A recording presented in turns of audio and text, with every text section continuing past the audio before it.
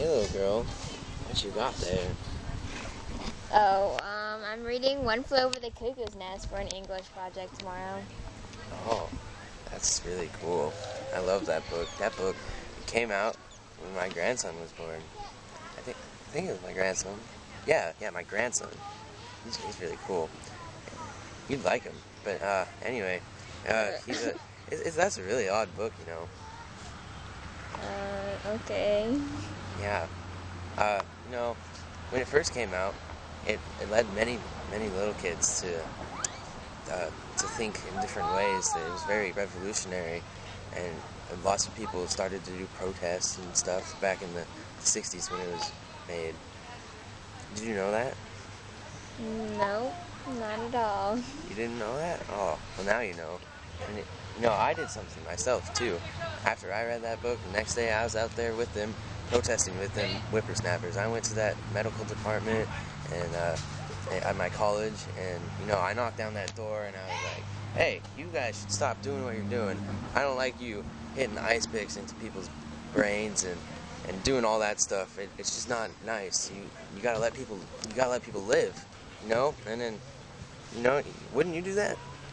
Sure. Sure, I'll take that. Okay. Okay. So, it turns out that it was the wrong building. It was gender studies. But anyway, it's the thought that counts, right? I guess. Yeah. Alright. How do you like it? You think it's really good? Mm-hmm. I think it's great. It shaped my whole life, basically. When I read this book, it reminded me of the 20s. It reminded me of the 20s a lot. Did you get that feeling? Well, not really, because it was written in the 1960s. Wake up, kid. Come on. All the revolutionary stuff started in the 20s. Everything changed starting in the 20s. Some people tried to tell you how to live your lives and what to do, but there were just those people, those few people. They just said, no way, man, no way. At the start of the 1920s, people were returning from war and were determined not to live their lives like their parents had. Cars began to give people the independence they had always hoped for, and smoking cigarettes had become a more popular gateway into relaxation.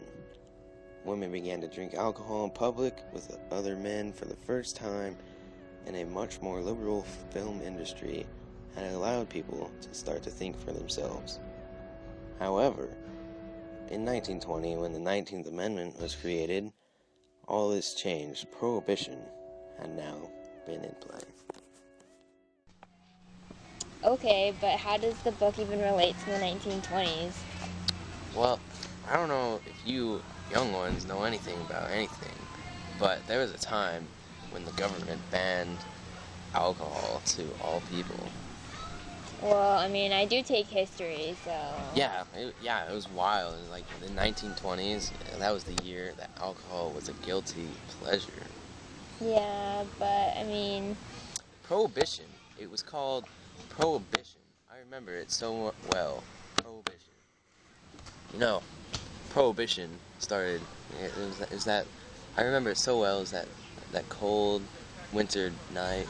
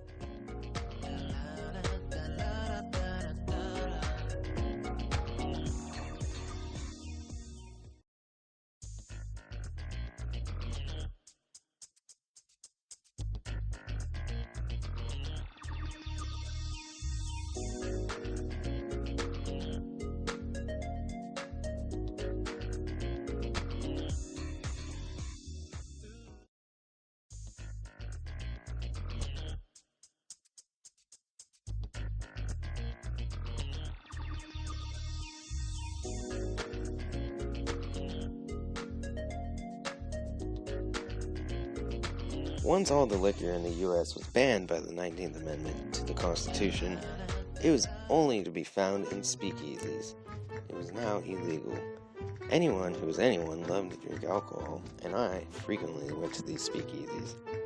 Most of the time, you needed to know the secret knock or the code word or something of the sort. The alcohol would normally be stored somewhere out of sight from anyone looking in from the street, so you would be led to the back, the basement, etc., to be served. This normally worked very well. However, sometimes the police would show up. Everyone would have to skedaddle their booties through the back as the fall guy stayed behind to take the hit.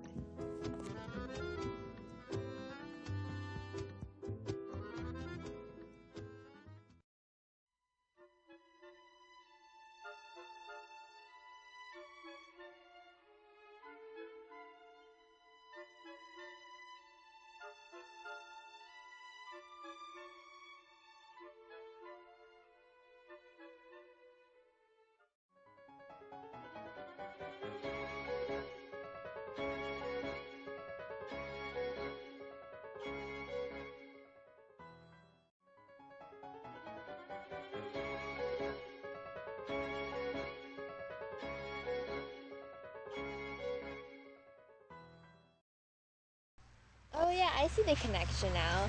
So the amendment passing is like how Nurse Ratched enforces all those strict rules, like limiting their cigarettes and what they do at certain time in the day. And then the black aides are like the police enforcing those rules, right? Yeah, but you can't forget the heroes. You can't forget those people that stood up against this and actually sold the liquor. And otherwise, prohibition would still be around. And that filthy amendment ruined our lives. So those people, I guess, could be represented by McMurphy and how, like later in the book, he brought the alcohol to the ward, and they had that big party when Billy Bibbit was gonna be with the prostitute. Yeah, and then there was these people, particularly women, that started to dress differently, and they had these new styles of dress and the way they cut their hair, and it was pretty interesting,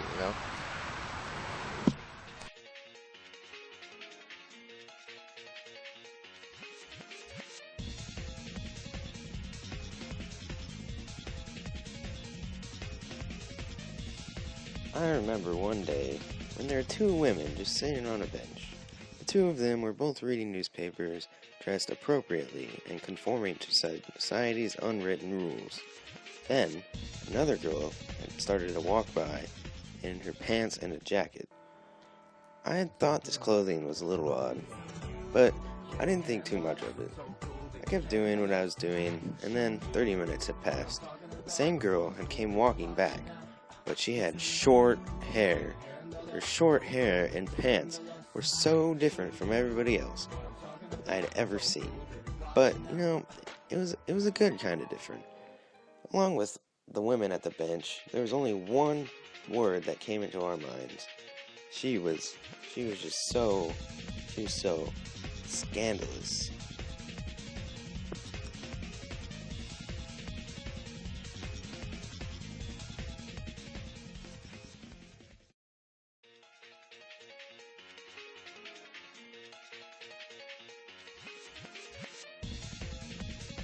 As she walked by, we couldn't keep our eyes off her.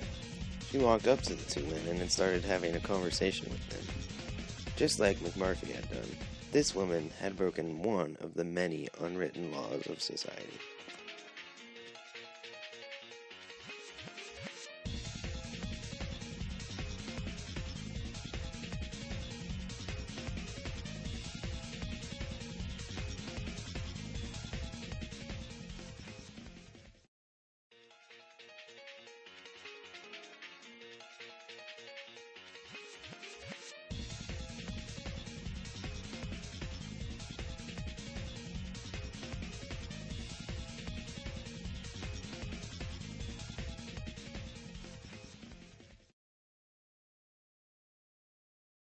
Oh, well, thanks for all your help. You sure do know a lot about this book.